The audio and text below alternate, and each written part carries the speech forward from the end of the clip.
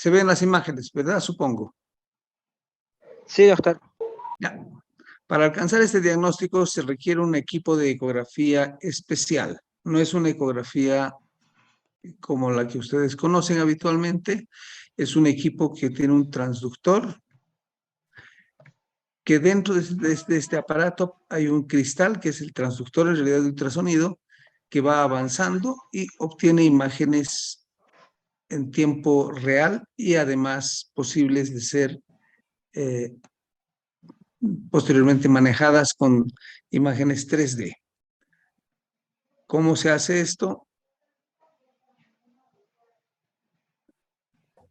Acá está, obviamente hay un protector para, que es un preservativo que se coloca al transductor. Esta parte negra es la que explora en realidad el canal anal, porque no es más largo que eso, obtiene un cubo y nosotros vemos en 360 grados el esfínter anal interno, que es esta imagen hipoecogénica más negrita, y el esfínter anal externo, que es esta otra estructura un poco más heterogénea y ecogénica. ¿Ya? La resolución es muy alta, es de 2 milímetros, ya de menos de 0,20 milímetros, ¿ya? Y se obtiene, como les he explicado, un volumen para poder hacer después la valoración 3D. Obviamente hay que conocer la anatomía del canal anal, el esfínter anal interno, el esfínter anal externo, la fosa isquiorrectal, ¿ya? Y el canal anal. Esas estructuras son las que vamos a evaluar. Posteriormente tenemos que ver los músculos que están con relación a la región perianal, como el músculo puborectal, ya que es esta estructura más alta y medial al esfínter anal externo. ¿Ya?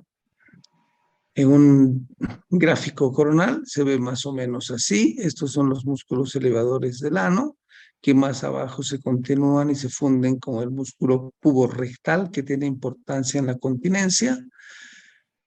Posteriormente tenemos el esfínter anal interno y el esfínter anal externo, que llega más caudal, alcanzando prácticamente al margen anal. Lo importante acá es que las fístulas habitualmente ocupan el espacio interesfinteriano, que es entre el esfínter anal interno y el externo, y se van clasificando de acuerdo a su localización.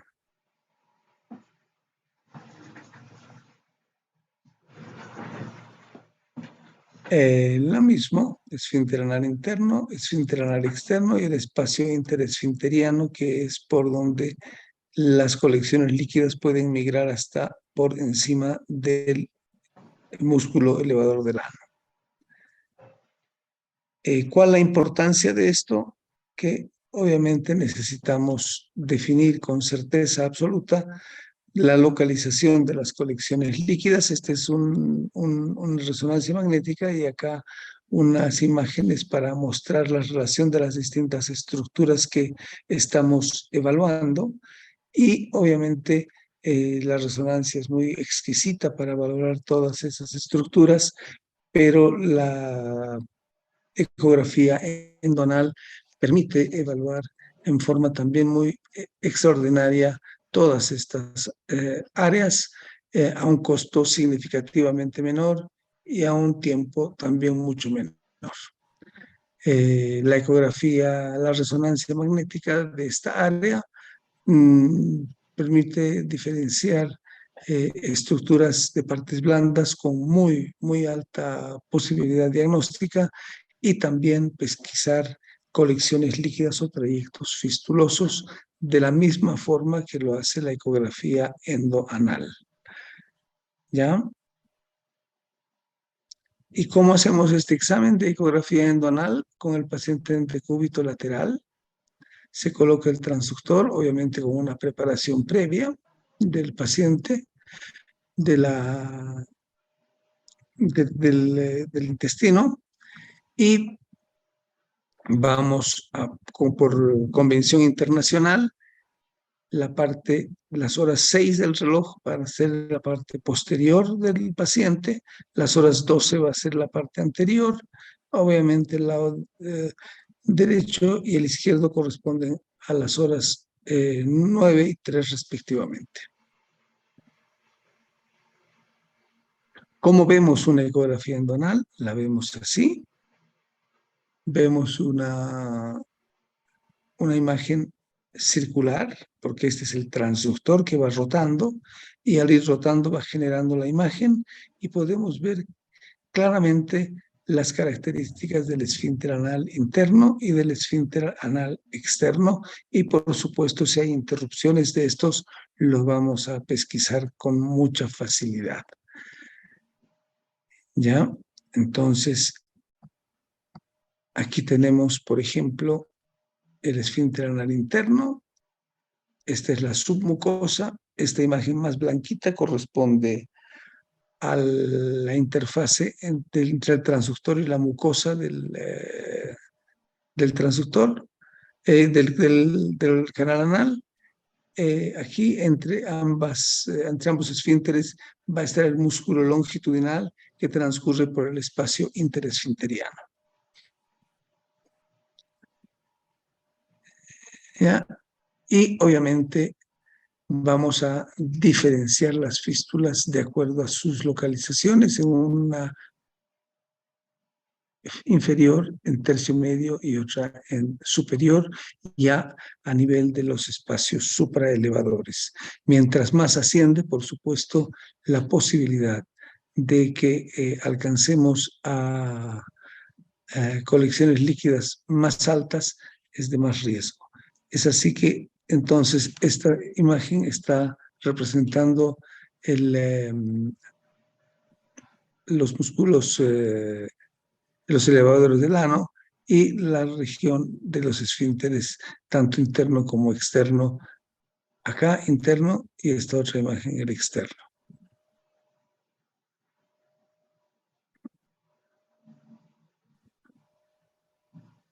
Bien. Es muy frecuente la fístula, sí, es relativamente frecuente y se da mucho más en varones que en mujeres. ¿Ya? Hasta 7 veces más frecuente en varones que en mujeres. Habitualmente hay una secreción purulenta de dolor local y es de alta recurrencia. ¿Y por qué recurre mucho la fístula? Porque vuelve a presentarse, porque es una zona contaminada y fácilmente disemina la infección, al igual que existe abundante cantidad de tejido adiposo que favorece esa diseminación. ¿Ya? Acá estamos tratando de ilustrar qué pasa con las fístulas. Puede haber una fístula rectoperineal, que quiere decir que sale del recto y no del canal anal, atraviesa el músculo elevador del ano y se exterioriza hacia la piel del periné. Es una fístula extraesfinteriana porque no compromete el esfínter. Hay una fístula interesfinteriana, que la que les había comentado, que ocupa el espacio interesfinteriano, que es esto. Hay otra fístula que, si esta fístula interesfinteriana asciende por encima del supraelevador y vuelve a hacerse, se exterioriza después de perforar el supraelevador, va a ser una fístula extraesfinteriana, pero supraelevador. ¿Ya? O sea, primero va a contaminar el espacio supraelevador para posteriormente hacerse extraesfinteriana. Y la transesfinteriana es cuando atraviesa los dos esfínteres antes de alcanzar la piel del periné.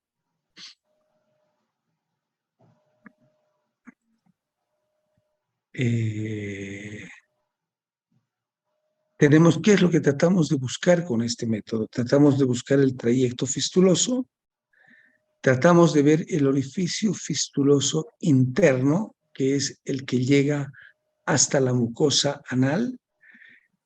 Tratamos de ver el trayecto, si es único o son varios los trayectos, y si estos están o no asociados con cavidades, con colecciones líquidas. Entonces, esto que está en azul son los objetivos del estudio. Determinar el trayecto fistuloso, si hay, y determinar a qué altura y en qué localización están los orificios fistulosos internos, uno o más. Si hay trayectos accesorios, o sea, trayectos fistulosos accesorios y no es uno solo. Y esto, que si estos están asociados o no a colecciones líquidas. ¿Cómo hacemos para poder determinar todos estos factores? Si hay un orificio fistuloso externo, o sea, en la piel del periné, colocamos agua oxigenada. ¿Y qué es lo que hace el agua oxigenada? El agua oxigenada va a generar burbujas en el trayecto de la fístula hasta llegar al orificio fistuloso interno, que es a esto a lo que me refiero. Entonces, ecográficamente vamos a poder dibujar con certeza cómo está yendo ese trayecto, qué direcciones tiene, hasta dónde llega y además si hay trayectos fistulosos asociados. Eso se alcanza con la administración de líquido de agua oxigenada que genera las burbujas y ese artefacto de las burbujas que utilizamos ecográficamente para valorar estos aspectos.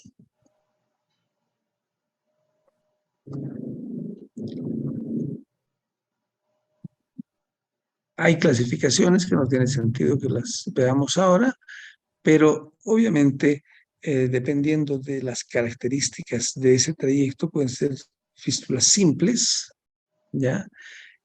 Aquellas que llegan al periné sin absceso, ¿ya? O sin colecciones líquidas. Van a haber fístulas asociadas a colecciones líquidas que ya son de mayor complejidad, ¿ya? Pero siempre confinada al espacio interesfinteriano.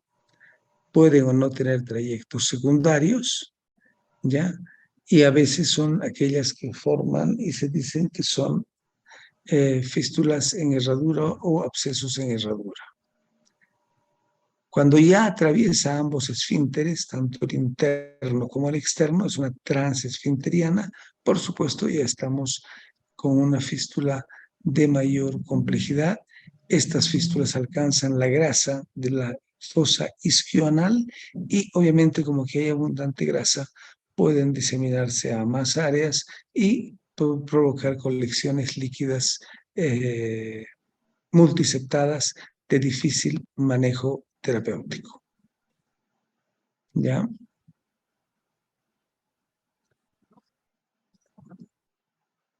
Y finalmente las fístulas en las cuales hay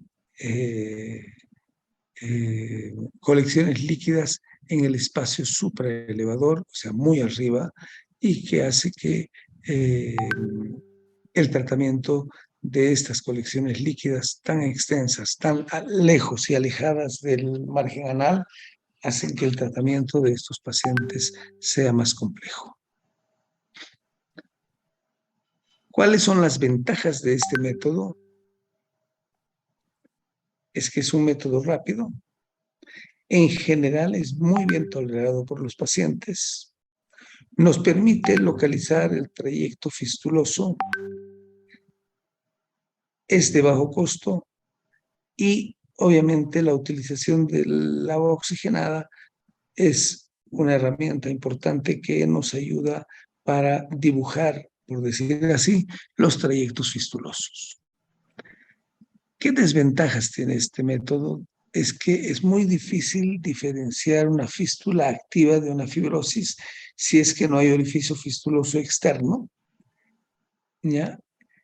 Si no usamos agua oxigenada, el dibujar las fístulas múltiples o asociadas a la fístula principal es muy difícil y descartar el compromiso del supraelevador también es, comparativamente con la resonancia magnética, es mucho más complicado y mucho más limitada en su realización. Aquí estamos viendo una fístula en este gráfico interesfinteriana. Este es el esfínter anal interno, el esfínter anal externo, y ha habido un trayecto fistuloso que alcanza al espacio interesfinteriano y de aquí a la piel del periné, sin atravesar el esfínter anal externo. Es una fístula simple que le colocamos agua oxigenada por este orificio y vamos a dibujar, y aquí claramente vemos este artefacto que se produce por las burbujas aéreas y que nos ayuda a seguir en forma eficiente el trayecto de esa fístula. Si la fístula es transesfinteriana, compromete los dos esfínteres, obviamente puede asociarse o no a colecciones líquidas de la grasa en la fosa isquioanal, que de una u otra manera va a ser más compleja la situación del paciente.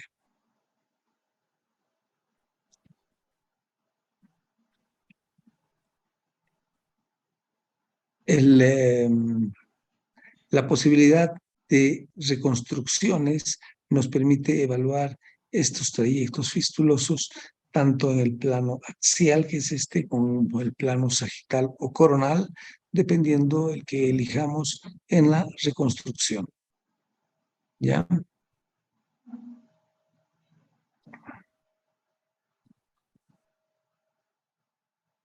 Y estas son las reconstrucciones que les estoy mencionando. Podemos hacer de la imagen de este cubo que obtenemos como imagen base, podemos ver imágenes axiales, imágenes coronales, sagitales o un volumen completo de la lesión. ¿Ya? Y esa es la gran ventaja de este método, que nos permite viajar dentro del canal anal sin mayor dificultad. Como les he dicho, el paciente requiere una enema evacuante y nada más. ¿Ya? Y en el informe radiológico, ¿qué hacemos nosotros? Describimos la presencia de uno o más trayectos, si es que hay o no colecciones líquidas, dónde está el orificio fistuloso interno y si hay o no compromiso de esfínter anal externo, que obviamente complejiza el tratamiento por el cirujano de este tipo de alteraciones.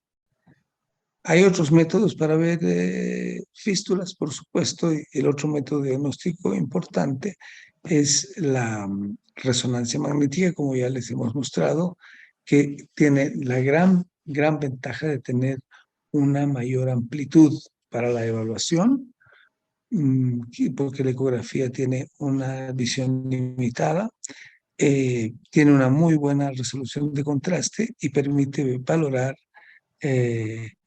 muy bien espacios supraelevadores, que es una debilidad importante de la ecografía endonal por la profundidad que tiene esta área.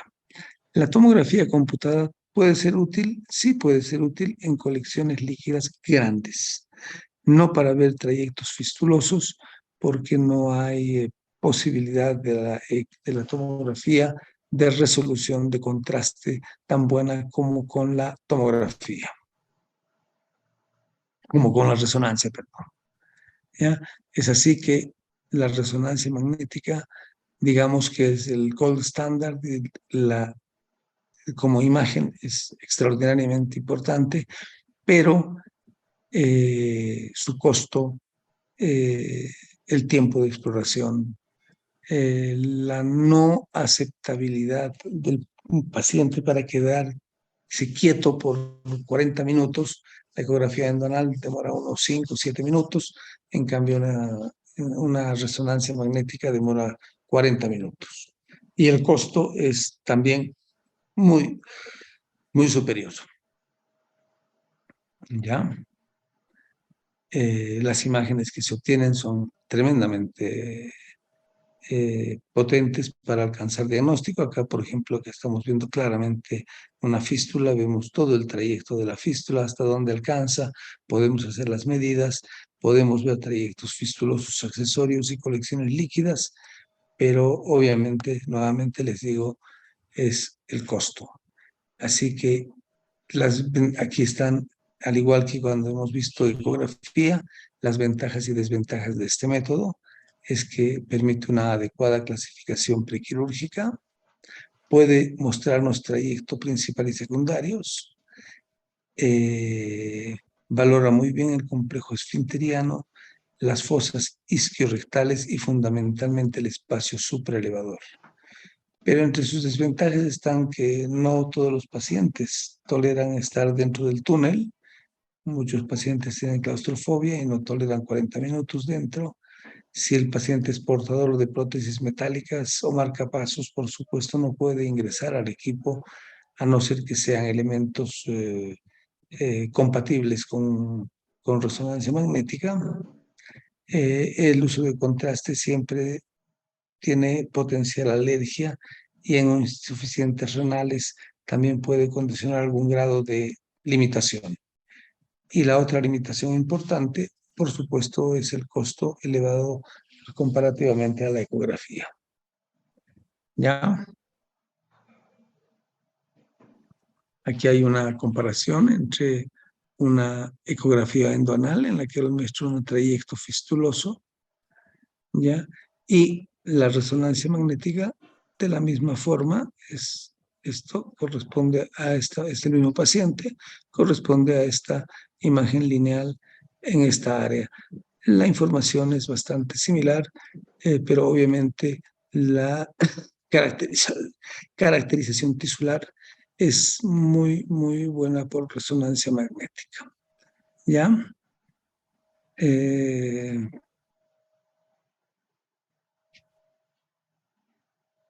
Y en muchos centros en los cuales utilizan mucha resonancia magnética para este objetivo, la ecografía la tienen como elemento de apoyo cuando la resonancia magnética está contraindicada o cuando la resonancia magnética tiene limitaciones para su realización por claustrofobia o presencia de elementos metálicos que van a limitar la visualización.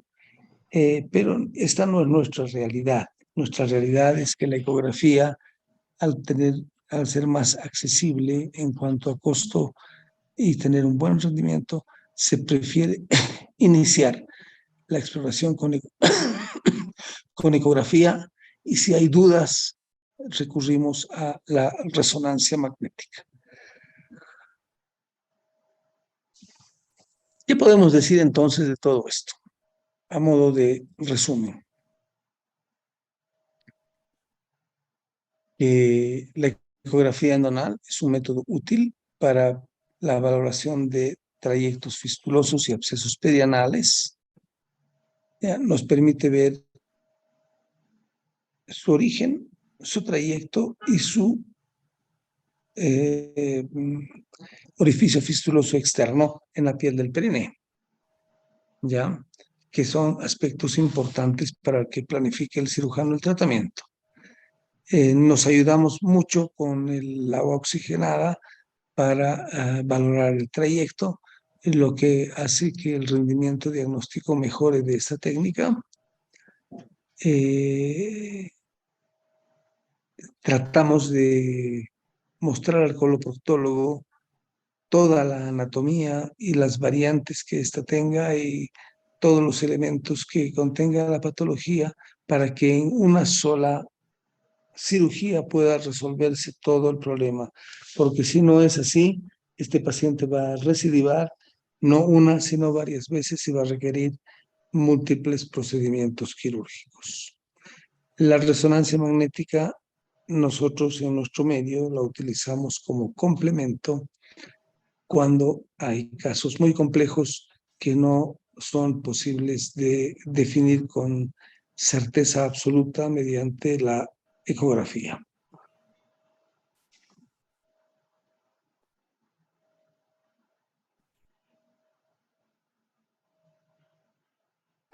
Muy bien, muchachos. Entonces, ese es el último tema que quería yo compartir con ustedes. Es un tema para mí muy interesante. Eh, mm, Estamos realizando este examen ya como unos 8 años, más o menos, y obviamente ha demostrado tener muy buen rendimiento para lo que tiene que utilizarse, que es la detección de las fístulas y los abscesos. También se puede utilizar la ecografía esta endoanal para el recto, o sea, más arriba, más alto. ¿En qué casos se utiliza en recto? Cuando, por ejemplo, tenemos un pólipo o un tumor evaluado por endoscopía y que le han hecho su biopsia y han demostrado que es un cáncer del recto. Entonces, la endoscopía no tiene capacidad de ver profundidad del compromiso de la lesión. O sea, si digamos este es el recto y si hubiese un tumor acá, la endoscopía va a ver este lumen y va a ver la lesión, una lesión polipoidea, pero no va a saber hasta qué profundidad alcanza el compromiso mural de esa lesión, si es intramural o transmural o si hay ya compromiso de la grasa alrededor.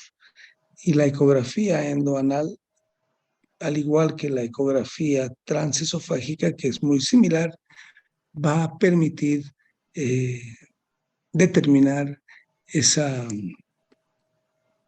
esa profundidad y así planificar de una distinta manera el tratamiento quirúrgico de estos pacientes, porque obviamente a medida que hay más compromiso en profundidad, el, eh, eh, el T del paciente va a ser distinto y obviamente la planificación quirúrgica también va a ser diferente de acuerdo a esa información, que es tremendamente importante. Muy bien, esos conceptos tienen que quedar claros, pero básicamente lo claro que tiene que quedar es que no es una sola técnica la que puede valorar el canal anal, hay algunas otras más, y la más importante de las otras es la resonancia magnética por su alta capacidad de discriminación y sensibilidad para discriminar los tejidos, la señal de los tejidos blandos. Muy bien, muchachos. Con este tema vamos a dar por concluido el curso de este semestre, de este año. El próximo 18 es el tercer parcial y el próximo, creo que una semana después, es el final. Entonces, yo quiero decirles que las preguntas de este examen no las he terminado todavía de confeccionar, me faltan unas cuantas. No son preguntas de anteriores exámenes, por favor, no cometan el error de estudiar de exámenes previos porque no van a ser las mismas preguntas. A veces no son los mismos temas que tocamos año tras año, sino vamos cambiando un poco.